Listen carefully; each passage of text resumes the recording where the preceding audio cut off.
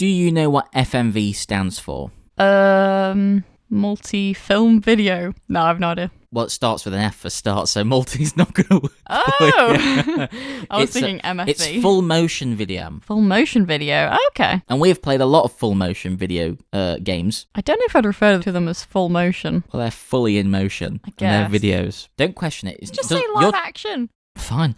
We've played a lot of live action video games recently, so we're going to start off with the ones we played quite a while ago and move up to ones we played recently. So some of our thoughts may be based on forgotten things. Yeah, and I'm very forgetful. But I think that speaks more, because if we remember bits, I think that means it was good. Yeah, that's true. This was one of the first ones we played, though, wasn't it? This was the first one we played. Ah, there you go. We stayed away from classic like point and click adventure type things, so there's no night trap. And we're mainly looking at modern choice-based FMV games. So for starters, we're going to start with The Complex, made by Wales Interactive, who you're going to hear a lot of throughout this because they make exclusively, seemingly, these games. You gotta have a niche. What do you remember of The Complex? We'll stay away from spoilers. I remember there's a lady who is a bit weird. Someone's ill. Ah, vaccine. And there's a person from MI High. That's all I remember. So the important stuff. Yeah, the important stuff. It's a good game to play right now. Scientists rushing to find a cure for an ever-changing virus. Very topical.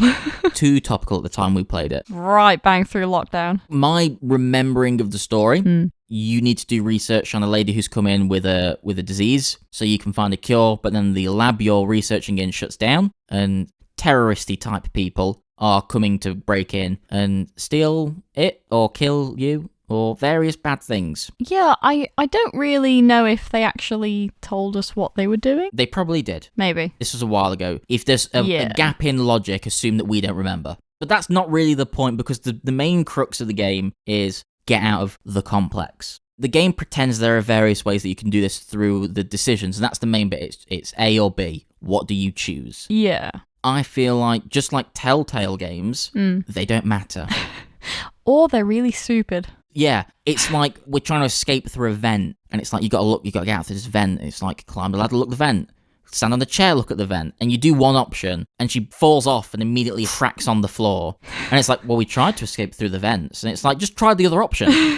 Why do we only have to pick one? Or maybe both of the options, going through the vent, you would have just hurt yourself. So maybe that was just not a good option to choose. It's a bit weird.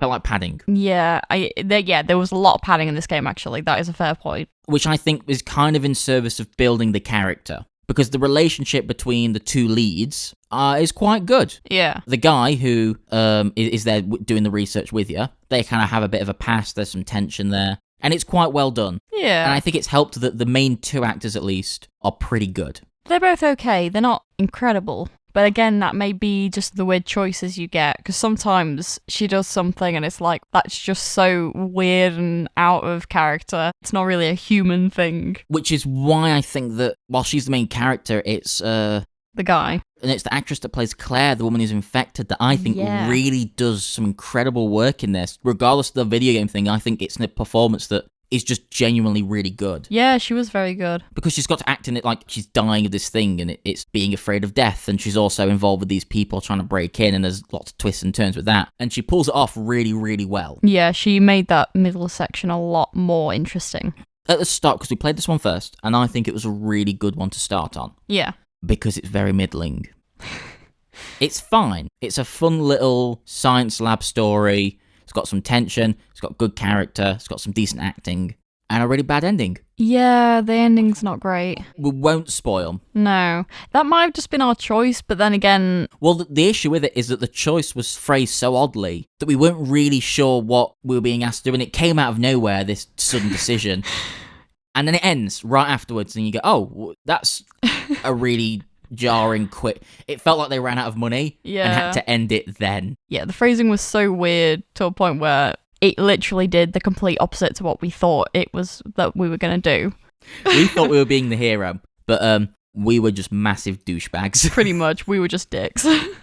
The real star of the sham, and I think this is a running theme throughout most of these games, is the production design. And the camera work, the cinematography, and the lighting. Yeah. They really go above and beyond what they need to do for this. Because there's some FMV games out there that are cheap, handheld cameras, no lighting, amateur actors that just do the basics. But these are really well produced. That is true. That is one thing about pretty much all of them. We haven't come across, well, we haven't done one that's been painful to play. Yeah. To be fair, it kind of, like, with all of them, they're all based in a really weird, random location, and it kind of just seems like the filmmakers, I guess, just found a location and then wrote a script to fit that location. But that's not necessarily a bad thing. It really feels like that a lot. Yeah. They're all set in one... They have other locations, but there's always one main area. Yeah. And I guess that's because the production schedule must be twice as bad, because for every take, you've got to nail a similar but different take for the other option. So everything, it's twice as much work. And these are longer than some films. They go for about 2+ hours. Yeah, that's a fair point, actually. They are... Some of them are 3.5, 4 hours at least. There's one that we're yet to play, but we may play later and do a video later, that I've checked the length, and it's like 5+ hours, which is a lot of work. But then again, that seems a lot simpler in the filming style, so maybe that's why. Maybe it was easier to do. I still think there's some good shots and some creative ideas in there. This one, I agree, this one's quite shot reverse shot. It's lit in a really nice way, and there's some interesting camera movement, but for the most part it is medium close-up. Yeah. With some spectacularly bad special effects. The one that leaps to mind is the shot of the long hallway. They say, like, oh, the lead up to this complex that we're in is this long room, and it's a vacuum. There's no air. And it's this massive black cavernous area. And it's so bad. Don't say it's that. Yeah. Just make it a hallway, because what you've decided to do is genuinely awful. Yeah. And I feel like some special effects guy said, yeah, I can do that. and he probably thought he could, and but he could not. Yeah. If this was a film, no decisions, 1.5 2 hours, straight up film, would you watch it? No. Either. But with the added element of the decisions, did you find it as engaging as a film? Yeah, I guess so.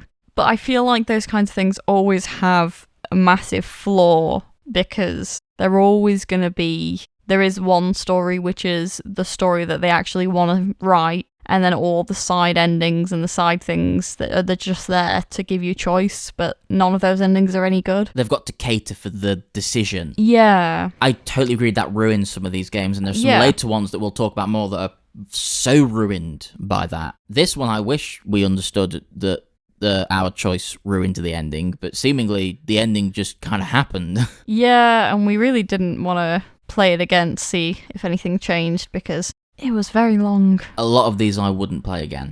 Ever. I do appreciate the ones that let you play it again but fast forward through the cutscenes. A lot of them do. This one doesn't. I think you have to play through it twice or maybe 3 times first, and then you can. Which is insane. No, let me do it straight away or I'm not going to bother. Yeah. Out of 10? I'd give that one a 5, because it was just middle of the road for me. It's completely fine. Yeah, it's not bad at all. Like, it's got some good acting, it's got some good production design. It's got some interesting, fun choices, but it's not exactly mind-blowing. If you like this kind of game, if you like FMV games, you might have a little bit of fun. If it's not too expensive, if it's on a sale, or if it's like a tenner, it's alright. It's a fun enough game. So on the start of our journey through FMV games, we kind of started on a bit of a dud. But I'm glad we started on the dud, because it means that we weren't aware of the level of quality we should expect.